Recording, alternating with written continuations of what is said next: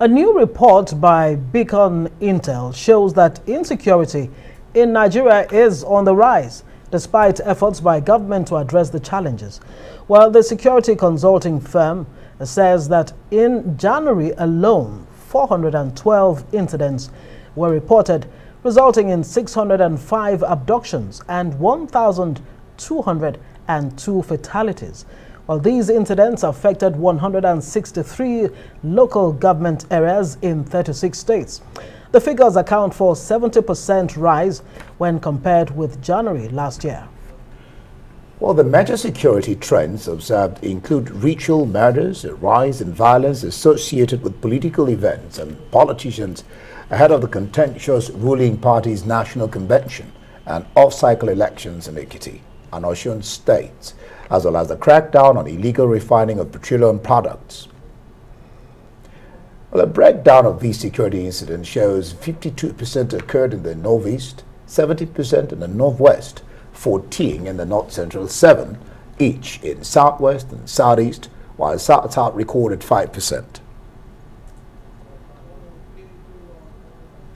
Well, to discuss the import of this report, we're joined by security expert and analyst Dr. Kabiru Adamu, who, of course, is the brain behind these figures that we're seeing. Very, very startling and scary figures that in January alone, we recorded these figures in killings and what have you.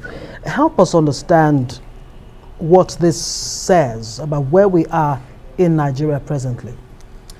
So just to give it a little bit of context, this figure is the highest that we've recorded if you go back to as far back as January of 2021. The nearest we recorded was in June of 2021 when we recorded fairly a little bit above 1,000, which was 1,025 thereabout. In December, we recorded a figure of around 600. So clearly, the fatality figure in Nigeria is increasing.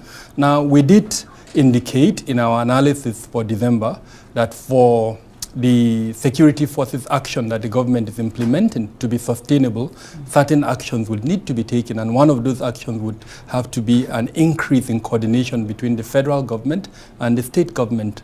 Currently, we're not seeing enough of that coordination. We also talked about the need for partnership with our neighboring countries such as Niger, Chad, and even further than that, as Libya as an example, and Mali. Then we talked about building local resilience, mopping up the small arms and light weapons. So those are the kind of things that unfortunately have led to this rise that we're seeing. It's not in any way suggesting that the security force operations that the government is doing is not resulting in any results. We're seeing results in that regard. However, there are gaps that are being exploited by these non-state actors that have led to these deaths. And our worry, which is our conclusion, that if those gaps are not closed, as the terrain becomes more heated up as a result of the politics, then this figure is likely to increase. Which is where I'd ask you, life is about strategizing and re-strategizing.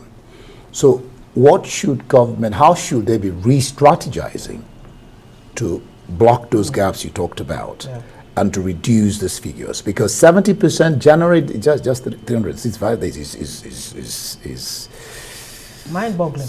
Mind-blowing, yeah. I talked about some of the factors. I mentioned increased coordination between the federal and state government, but the biggest elephant in the room is probity and accountability within the security subsector. If we can do this, believe me, in 3 months, we can bring this figure probably to below 100. People need to be held accountable for their feelings. I'm not aware of any country in the world where 8,000 people will be killed and not a single person is held accountable. I'm not aware that any one person, whether on the side of government or on the side of those that are doing the killings, have been arrested and prosecuted or for failing to either for killing or for failing to stop the killing. So that's number one, accountability and probity within the security subsector. Number two, we need to increase the auditing functions. There are 3 key developments that have happened in the last few days that would tell us transparency, corruption within the security subsector is probably at higher than any other sector. The Abba Kyari case, the unnamed military officer who assets of about, I think, 10 billion has been confiscated, and then the statement by the House of Rep today alleging that the Minister of Interior and the head of the correctional services is being accused of mismanagement of certain funds. Now, all those are allegations. They haven't yet been, taken to court and found guilty, but they are suggesting perhaps corruption within that security subsector. And if there is corruption, then efficiency and effectiveness is likely to fail. So that's number 2. How do we improve the effectiveness and efficiency of the services within the security subsector? Then, of course, the gap, the trust deficit between the security practitioners and the citizens. How do we close that trust deficit? How many of us have the confidence to walk to any security official today and tell him, for instance, that this is what is worrying us? Very few of us. So those are some of the things that I think can be done. But that function of probity and accountability, if we can work on it, believe me, within 3 months, we can bring this figure down. And I'd like to take you up on that in terms of exactly how do you work on this probity that you talk about. And you've referred to the Abba Kyari case. It almost, lends credence to the fact that there are saboteurs from within. And it's no surprise that this war against insurgency seems intractable. What would you say are the strategies, the ones that you can, put out there? Yes. I'll divide them into 2. Those that can be done within the organizations themselves.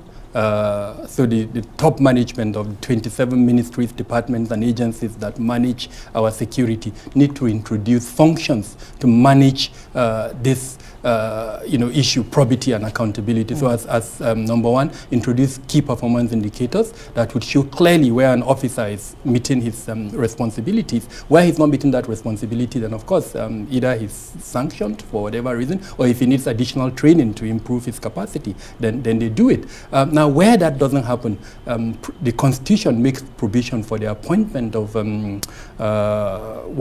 certain elements, such in the police, for instance, the Police Service Commission would play that role. In the military, then in the intelligence agencies, there are certain individuals that should be appointed that would play the role of something like a consul, that where there are failings like that, then they would be sanctioned. And then an external body that is independent, that and has the authority to sanction red flags or individuals that violate actions, like the case of Abba Kyari. But then pre-employment vetting, I think we need to strengthen that very, very, very well.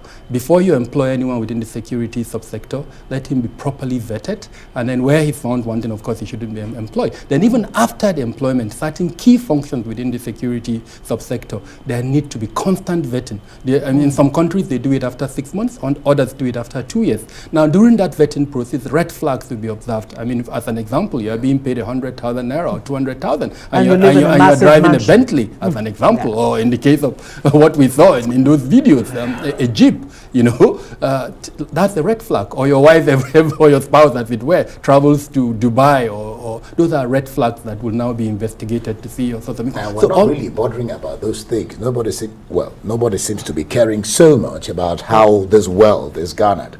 Now, reading that report, Northeast is the most dangerous from what that report, 52%, while the South is the least dangerous. I think that's about 5%. Is there any lessons, or can any lessons be gleaned from the South to reduce these incidents in the Northeast?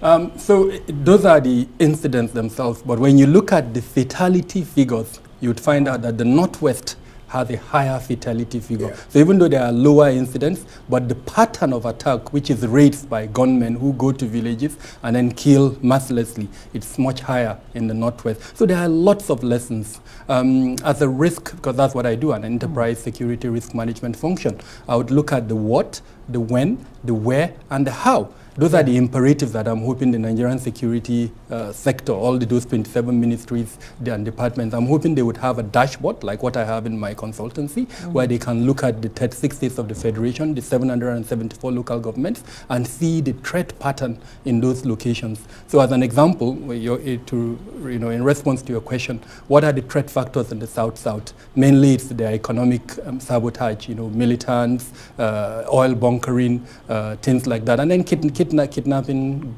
gangs here and there. But then the non-state actors that go to villages and kill up to 200 people at a go, like it happened in Niger State, those are threat elements that require a different approach. And when you have a dashboard or a heat map like what I've presented, it helps you to understand those threat factors. And once you do, there are basically three functions. When you understand the who, the what, and then you put in control measures. Now, what are these control measures? The control measure I'll put for oil bunkering, it's not the threat the control measure I'll put as an example for armed gangs that go to villages. So that's the importance of what this type of analysis does. The granular nature of that analysis. Now, what we produce, publicly, there are more integral and detailed reports that we provide for, other requirements, which I can't speak about because it's a public. Right, great. I mean, so it's not just your findings that you put out there. Definitely you came up with solutions and sustainable ones,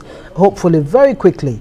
So the surrender of the 30,000 or so Boko Haram, members, which, we heard from Governor Zulum, is that not reflecting at all in this, figures that you're reeling out? And how do you protect Nigeria's ungoverned spaces? So the first part of your question, it's covered.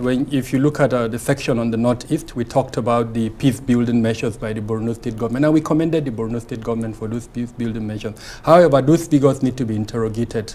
There are conflicting reports that are coming from the field regarding the integrity of those figures. Numbers. Yes, these are persons who just show up. And so we are trusting that the process of identifying who they are, whether they are actually family members, they are operatives of either of the two groups, Jamaat al-Ahli al-Dawati wal-Jihad, or the Islamic State in West Africa province, time would actually reveal that. And we also know that there is some form of conflict between the Nigerian military and the Borno State government with regards to the integrity of that figure. So we didn't delve into that. We would allow time to actually clarify that. And with the second part of your question, the ungoverned spaces, there is nothing to do but to dominate them. Now, we either dominate them with human assets or we dominate them with technology. Surveillance technology. We can do it using drones as an example. We can do it using even satellite technologies and several other technologies that would allow us to know movements and change in patterns. Currently, the discussion globally is about GeoInt that would show you heat maps within those locations. And human bodies produce heat. Cows produce heat. You can use that to know when there is movement from one point to the other, even around our borders as an example. So the solutions are there. It's just for us to grab the solutions. A will to do what you need to do. Security expert and analyst, Dr. Kabiru Adamu. Interesting to have you. The work that you've done. Thank you. Thank you.